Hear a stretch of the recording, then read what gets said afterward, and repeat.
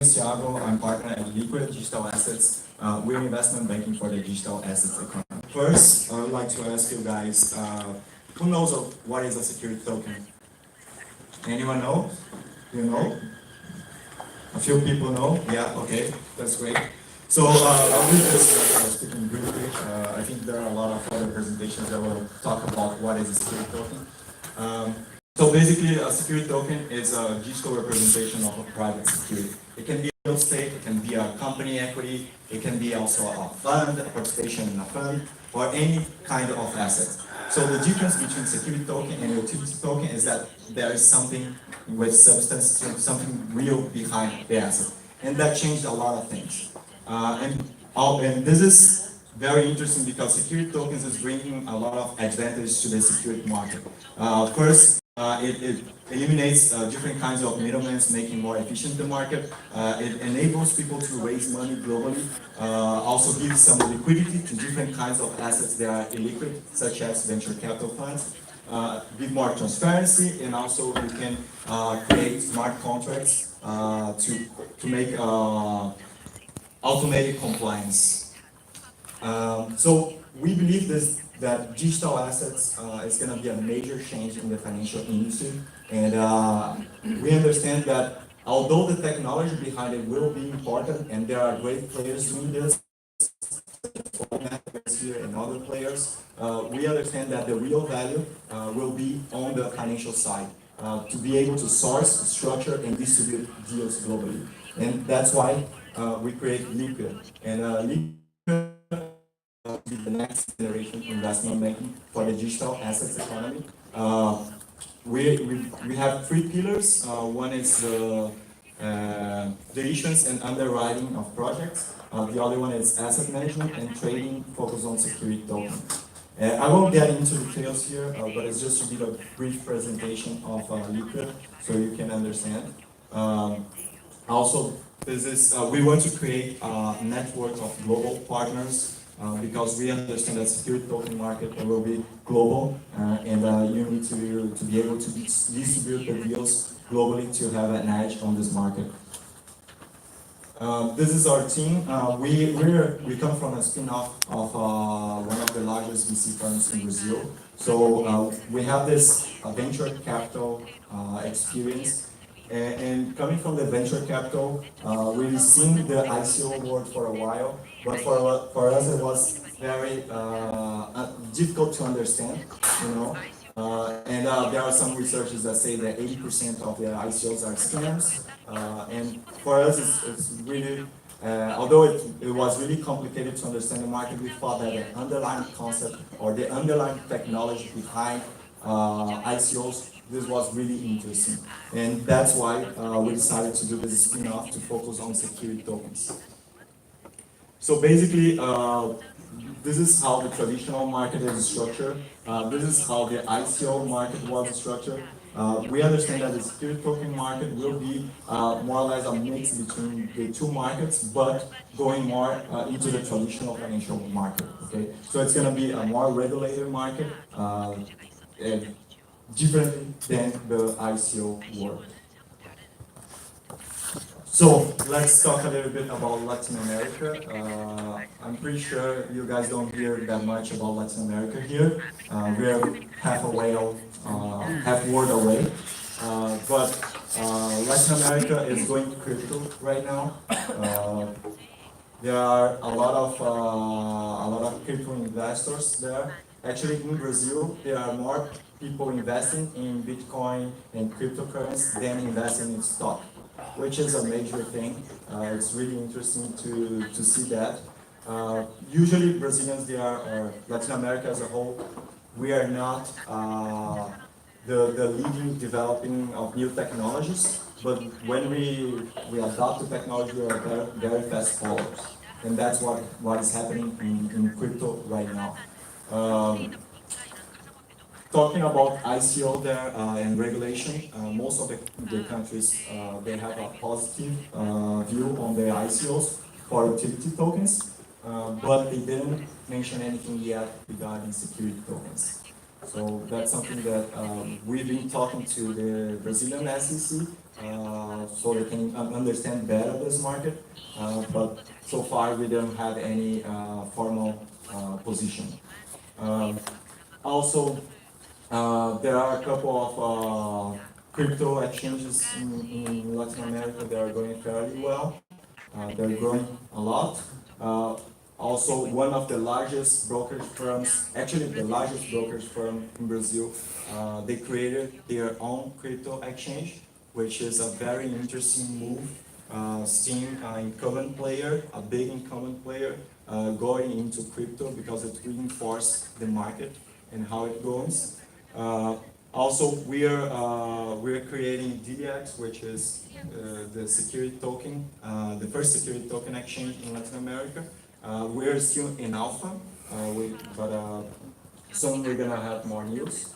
Also, the two largest, or two of the largest investment banks in Latin America, they're starting to look into the security token markets. They're starting to explore, but although they are very big, they know how to do deals, traditional investment banking deals. They're still struggling on how to do this on the security token market. And we're talking to them on trying to understand how we can help them. And also, we see a couple of movements in the real estate STO market there. So we think that it's going to be an interesting thing. Like Brazilians, they are very used to invest in real estate. So I think it's a very good starting point to see tokenized real estate in Latin America.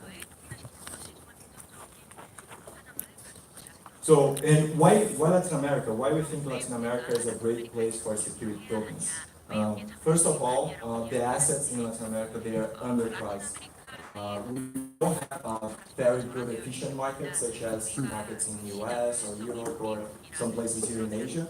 So because of that, prices are not that great. If you want to raise money there, it's really hard.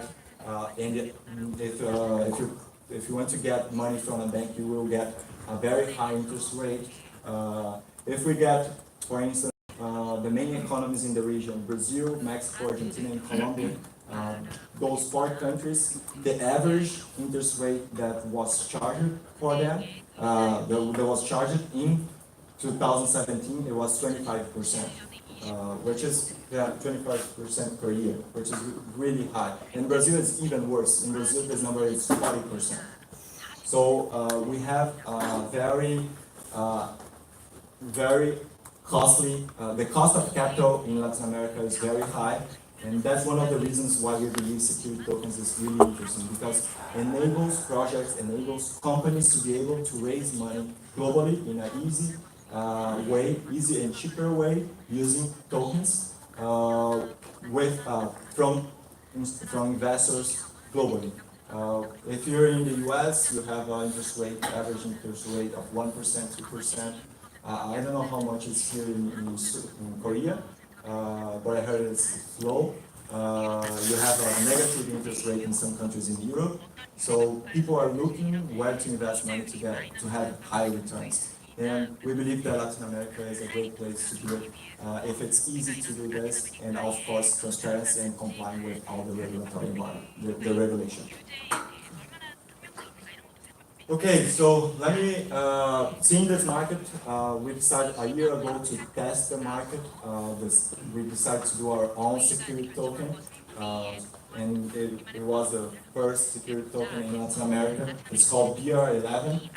It's a token backed by a real asset. It's a tokenized VC fund where we want to raise between $10 and $30 million to invest in 11 companies, 11 startups. Traditional startups like tech startups in Brazil. In the market in Brazil right now of startups is growing quite fast. So this year we've seen 7 unicorns appearing there, which is amazing. Since those are the first unicorns that we've seen, and all of those in just 1 year is a great achievement. And those are the companies that we selected to invest. But I'm not here to sell VR11, that's not my goal. What I want to talk here is just to explain a little bit about how we are doing this, just so you guys can understand a little bit more, okay? So we decided to do a pre-selected startups with a pre-agreed deals. We decided to do that because we think that investors, they want to have some they want to know the companies, they want to know the assets that they are investing on, and not exactly betting on our team, because right now, betting on a team, specifically team, because you guys, global people that want to invest in Latin America, they might not know the team, the venture capitals in Brazil. So because of that, we decided let's select the companies and make the investors to decide by themselves if the companies that we select are good or not. By doing that, it's much more, and by using security tokens, it's more capital efficient than traditional VC. Traditional VC, you usually invest with around 80% of the capital. We invest around 85% of the capital, which is an interesting gain of efficiency. Also, since security tokens, they are more complex because they are global, we needed help from different lawyers in different countries. And that's something that is really important. Anyone that wants to do a security token, you need to be sure if what you're doing is under the law of each one of the countries that you're touching. Because of that, we decided not to touch the US market and nor the Chinese market. China, you know, it's complicated to do anything related to crypto there. But the US market right now, SEC is probably the most active regulator regarding crypto. And when I mean active, I mean that they are coming from a lot of they're trying to get a lot of the ICOs companies that raise money. So right now is a little bit tricky. We don't want to be involved because since the market for security tokens, the regulatory environment is not exactly clear, we decided not to enter the US market until it's very clear and we had a chance that we won't have any trouble with regulators. Also, we're having an offering memorandum. That's something that is different than an ICO. Because if you're doing with real securities, you need to have an offering memorandum under the laws of where you're doing your offer. And also for this BR11, we decided to have a double layer structure with the tokens, but backed by an investment agreement. We decided to do this just to give assurance to the investors that even if they lose their tokens, if they have any problem with their token, they can still have access to the investment agreement. And we know that this is just like midway, but because because we believe that the market is solving this issue. Like right now, a lot of people are working on how to get the token back using a different protocol. So things are moving forward, but for that to be sure, we decided to go with the safe way. And for last but not least, one important thing is that right now we're just focusing on accredited investors and institutional investors because touching the retail investors is much more regulated and much more difficult. And we believe that the regulators, as they want to protect the retail investors, they won't allow the security tokens to be able to raise money in retail for a while until it's much more clear how this market will unfold. So I'm finishing here my presentation. I just wanted to give a brief overview of what is happening in Latin America.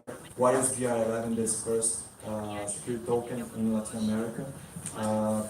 And also to mention that Latin America, the market there is not as strong as some other countries such as US, such as Europe, and some countries here in Asia. But we believe that there is a lot of opportunity, and also the fact that it's not ready yet is not bad. Actually, it's very good for us because we are positioning ourselves as the leading player there. It's a different market than the tech market where you have a winner takes all situation, where you have like Google that dominates the market globally. We believe that for this market, it's going to be more regional players, and we want to be the leading player in Latin America. Well, with that, I'm finishing. I hope that it was interesting for you guys. And if anyone wants to know more about the Latin American market or of what we are doing, I will be glad to talk to you later on. Thank you very much.